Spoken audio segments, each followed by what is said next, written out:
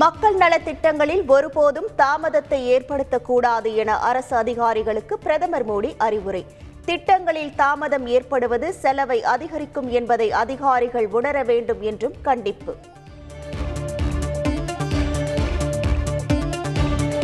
பத்து மாநிலங்களில் புதிதாக 12 தொழில் நகரங்களை அமைக்க மத்திய அமைச்சரவை ஒப்புதல். தொழில் நகரங்களில் தமிழ்நாடு இடம்பெறவில்லை.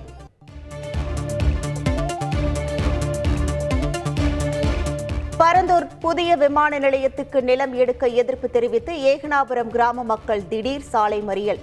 தடுக்க முயன்றதால் கிராம மக்களுக்கும் போலீசாருக்கும் இடையே தள்ளுமுள்ளு.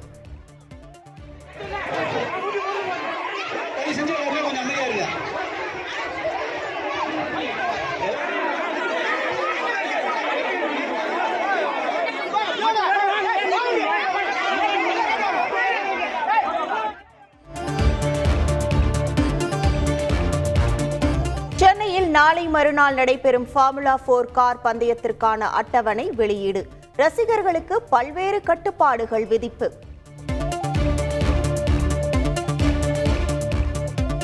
சென்னையில் நடைபெறும் ஃபார்முலா 4 கார் பந்தயத்துக்கு தடை கோரிய வழக்கு சென்னை உயர்நீதிமன்றத்தில் இன்று விசாரணை.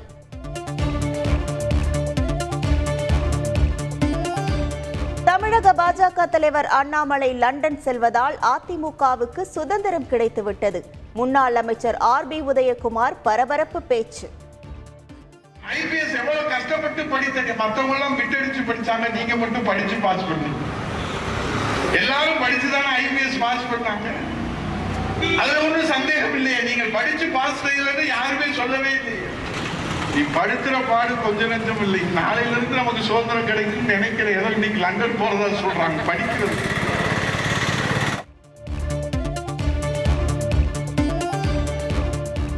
விக்கிரவாண்டியில் மாநாடு நடத்த அனுமதி கோரி ஆட்சியர் SP அலுவலகத்தில் தவேக நிர்வாகிகள் மனுவை பெற்ற பின் விக்கிரவாண்டி அடுத்த வி சாலை கிராமத்தில் போலீஸ் அதிகாரிகள் நேரில் ஆய்வு. கிருஷ்ணகிரி போலி NCC முகாமில் மாணவிகள் பாலியல் துன்புறுத்தலுக்கு ஆளாக்கப்பட்ட சம்பவம். புலான் விசாரணை அறிக்கையை செப்டம்பர் 4ஆம் தேதி தாக்கல் செய்ய தமிழக அரசுக்கு சென்னை உயர்நீதிமன்றம் உத்தரவு.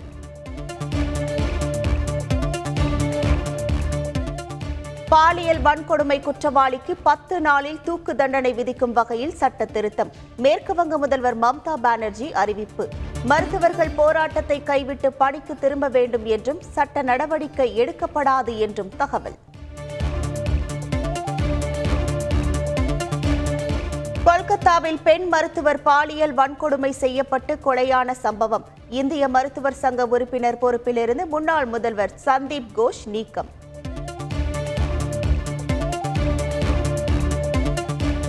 குஜராத்தில் வெள்ளத்தில் சிக்கி இதுவரை 16 பேர் உயிரிழந்ததாக தகவல். 8000த்திற்கும் மேற்பட்டோர் பாதுகாப்பான இடங்களில் தஞ்சம்.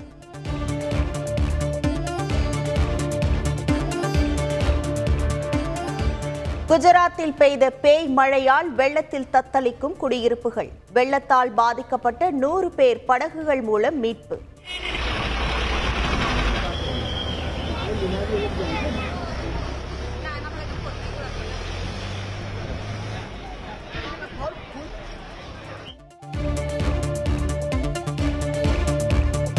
உத்தரப்பிரதேச மாநிலம் சுல்தான்பூரில் துப்பாக்கி முனையில் நகைக்கடைக்குள் புகுந்த கொள்ளையர்கள். 2 கோடி ரூபாய் மதிப்பிலான நகைகள் கொள்ளை.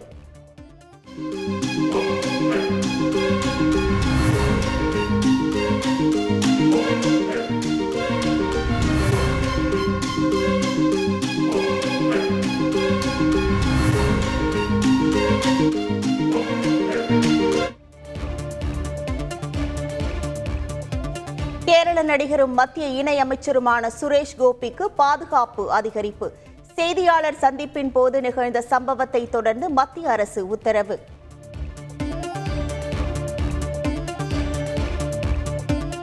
கோவை செல்வபுரம் அரசு ஆரம்ப சுகாதார நிலையத்தில் பச்சிளங்குழந்தைகளுக்கு தடுப்பூசி போட வரும் தாய்மார்கள் அலைக்கழிப்பு. சமூக வலைதளங்களில் வீடியோ காட்சிகள் வைரல். இல்லை சிஸ்டர், நீங்கள் சொல்கிறது கரெக்டு தான்.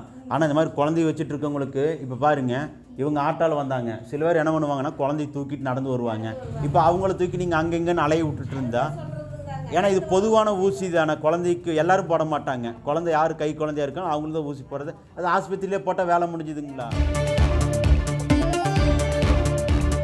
காஞ்சிபுரம் அருகே புதிதாக திறக்கப்பட்ட அங்கன்வாடி மையத்தில் ஒரு அறையில் 2 கழிப்பறை இருந்ததால் அதிர்ச்சி. ஒரே நேரத்தில் 2 பேர் எப்படி பயன்படுத்த முடியும் என மக்கள் கேள்வி.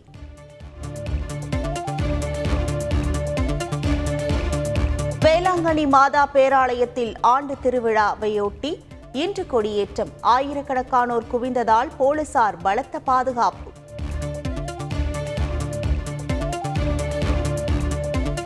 திருச்சி ஸ்ரீரங்கம் அரங்கநாதர் ஆலயத்தில் கிருஷ்ண ஜெயந்தியையொட்டி நம்பெருமாள் உரியடி வைபவம். திரளான பக்தர்கள் பங்கேற்று தரிசனம்.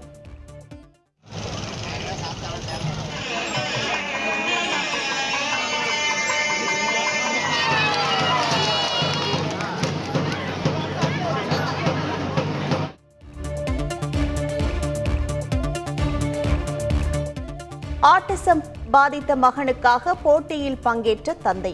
கோவையில் பிரியாணி சாப்பிடும் போட்டியில் நிகழ்ச்சி. அதிர்ஷ்டவசமாக 2வது பரிசை வென்று அசத்தல்.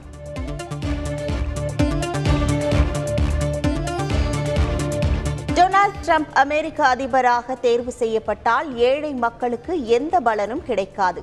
ஜனநாயக கட்சியின் துணை அதிபர் வேட்பாளர் டிம் வால்ஸ் குற்றச்சாட்டு.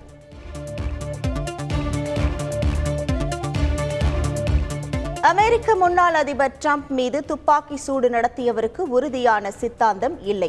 அமெரிக்க புலனாய்வு அமைப்பான FBI தகவல்.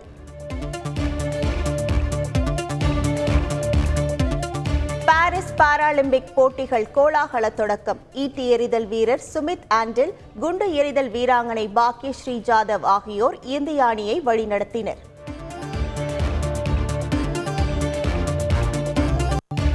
சர்வதேச கிரிக்கெட்டிலிருந்து டேவிட் மலான் ஓய்வு. இங்கிலாந்து அணிக்காக 22 டெஸ்ட், 30 ஒருநாள், 62 T20 போட்டிகளில் விளையாடியவர்.